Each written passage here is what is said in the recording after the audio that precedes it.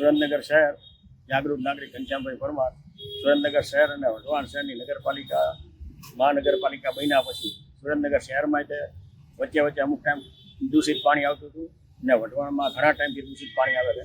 જેવી રીતે ગાંધીનગરમાં અત્યારે જે બધો દૂષિત પાણીના હિસાબે પાણીજન્ય રોગ ફેલાયેલા છે, એવી રીતે સુરેન્દ્રનગર અને વઢવાણની અંદર તે પાણીજન્ય રોગ ફેલાય એવી શક્યતા છે. અને વઢવાણમાં તો હાલમાં અત્યારે ઘણા બધા ડાયરિયાના ઝાડાના બધા કેસ થયા છે. વચ્ચે સુરેન્દ્રનગરમાં તે બધા ટીબી હોસ્પિટલમાં દાખલ થયા. તો સુરેન્દ્રનગર શહેરની અંદર પાણીની વ્યવસ્થા માટે સરકારે નલ સે જલની યોજના કરેલી છે. યોજનાના 50 કરોડ રૂપિયા વઢવાણ શહેરમાં ફાળવેલા છે. ભાઈ 50 કરોડ રૂપિયા ફાળવેલા છે, એટલું બધું કામ થતાં ક્યારેય પણ એનું નિરાકરણ આવ્યું નથી.